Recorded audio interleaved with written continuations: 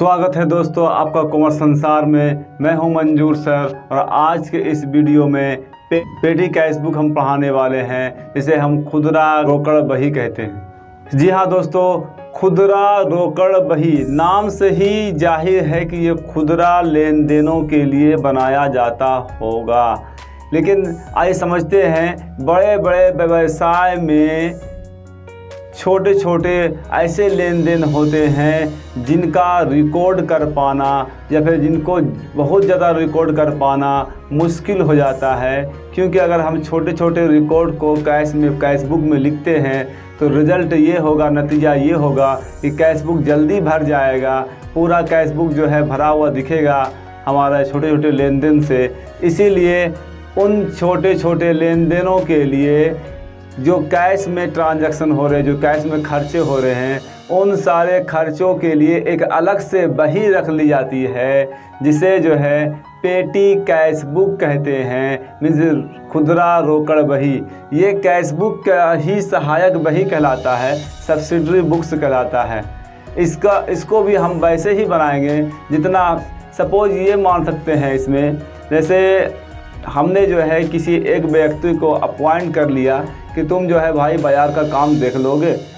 हमने जो है उसे जो है 10-20 हज़ार रुपये दे दिया और कहा कि भाई आपको जहाँ जो खर्च हो घर के मेहमान नवाजी में जो भी चीज़ मामला हो वो आप करो। तो ठीक उसी तरह बिज़नेस के अंदर भी यही मामला होता है। उनको समझा दिया जाता है कि आपको जहाँ भी ज़रूरत पड़े उन छोटे छोटे चीज़ों पे आप खर्च कीजिए। आपको हमने वन टाइम 10,000 20,000 इतना दे दिया, आप जो है उसको थोड़े थोड़े चीज़ों में खर्च कीजिए।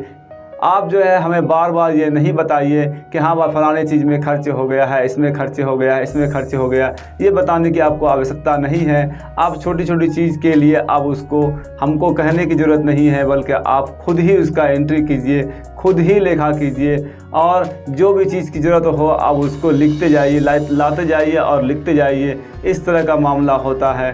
तो मालूम हुआ कि हमने 10,000 रुपया उन्हें दिया था, उन्होंने 7,000 7,500 खर्च कर दिया। तो आखिर में जो है बचा हुआ बैलेंस जो है हमारा 2,000 2,500 जो है जो बचता है वो हमें जो है अगले साल या अगले मंथ में ट्रांसफ़र हो जाता है। बैलेंस सीडी से बैलेंस बीडी हो जाता है। इसी तरह से पेटी कैश जो है तैयार किया जाता है। तो आइए हम देखते हैं सबसे पहले इसकी क्या विशेषता है, इसके बनाने के क्या। ये दोस्तों इसकी विशेषता की बात करें तो प्रत्येक माह या निश्चित अवधि के लिए एक मुश्त राशि प्राप्त करना, ये इसकी विशेषता हुई कि चाहे तो किसी एक विशेष अवधि के लिए राशि दी जाती है कि आपको ठीक है इतना रुपये दे देते हैं, इतना दिन चलाइए, या फिर हर महीने ये सिस्टम ये एक रिवाज बना दिया जाता है कि ठीक है हर महीने आपको हम पैसा देंगे, आप खुदरा काम करिए, खुदरा जो है खर्च कीजिए। दूसरा है कि यह राशि इतनी पर्याप्त होनी चाहिए कि निश्चित अवधि के सारे खर्च पूरे हो।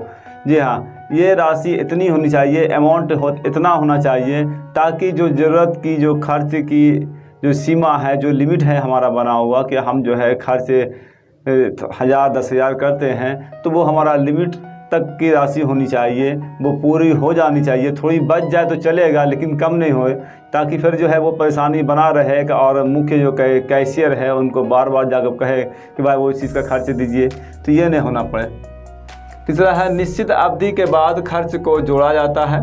जी हाँ दोस्तों, निश्चित अवधि के बाद खर्च को हम जोड़ते हैं कि कितना खर्च हुआ और कितना बचा। इसका हिसाब प्रधान रोकड़िया को दे दिया जाता है। ये रोकड़िया मतलब हुआ कैशियर। तो जो मुख्य कैशियर होता है, जो मेन कैशियर होता है, जो कैश बुक बनाता है, हम जो है उसको हिसाब पेश करेंगे कि भाई साहब मेरा इतना खर्च हुआ, इतना रुपया आपने दिया था, इतना बचा हुआ पैसा है, चाहे तो आप ले लीजिए या फिर जो है अगले महीने के लिए बैलेंस बना दीजिए।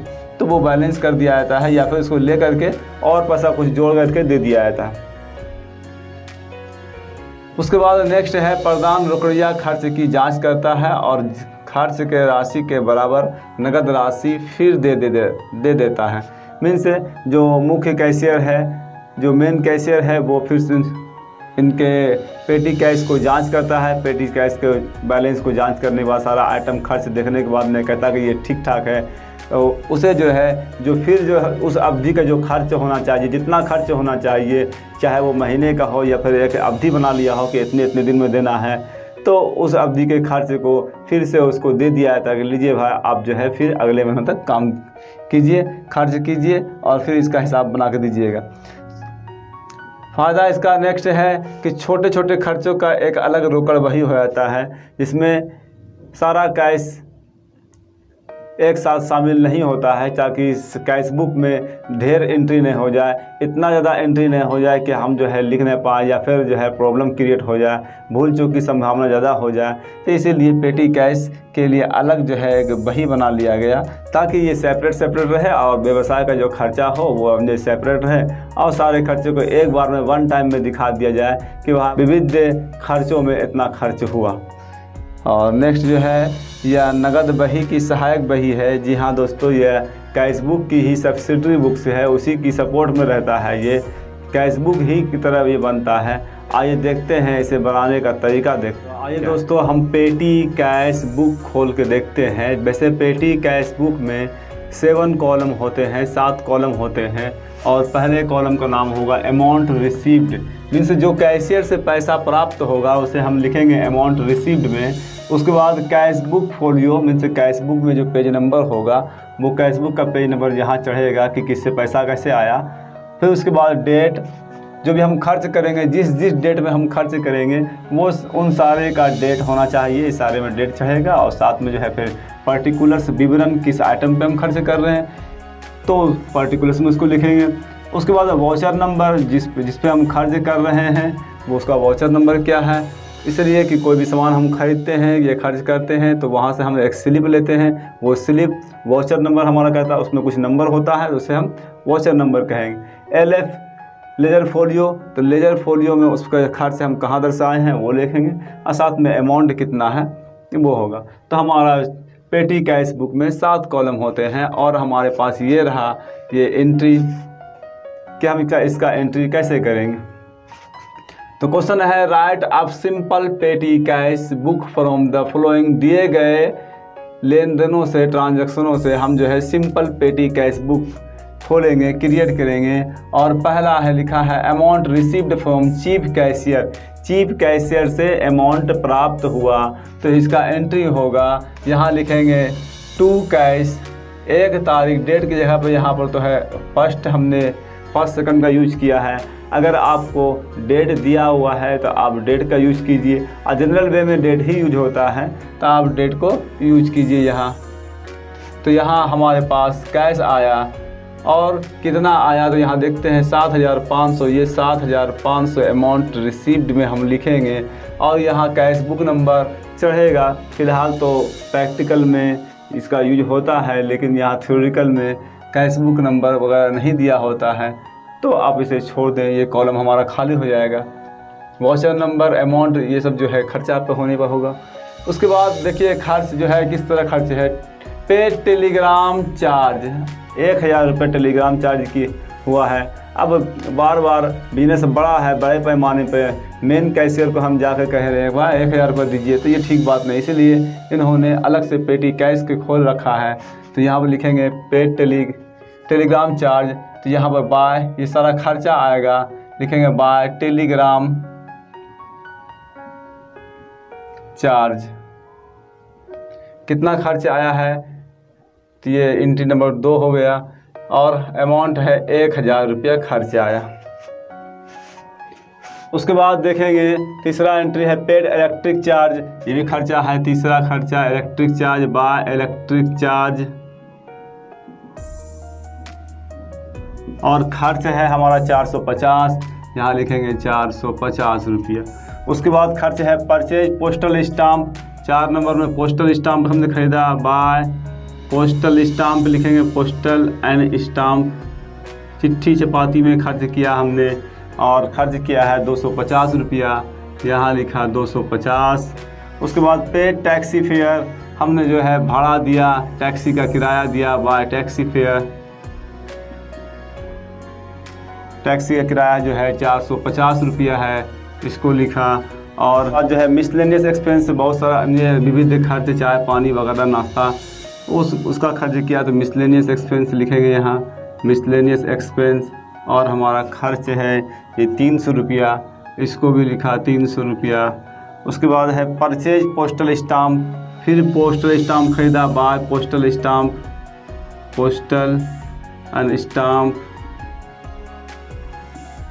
और ये खर्च है इस बार 250 रुपया, 250 लिखा। फिर खर्च है रिपेयरिंग चार्ज ऑफ टेलीफोन, लेकिन टेलीफोन को ठीक कराया है तो यहाँ लिखेंगे by repairing charge of telephone, 350 रुपया है यहाँ, 350 लिखा। और उसके बाद जो है पेड बस फेयर, तो बस का भाड़ा दिया बाय बस फेयर, 150 रुपया। और पेड कैरेज, यहाँ पर ढोने का खर्च दिया, कैरेज ये 500 रुपया है। कुल मिला के यहाँ पे हम देखेंगे कितना हमने खर्च किया।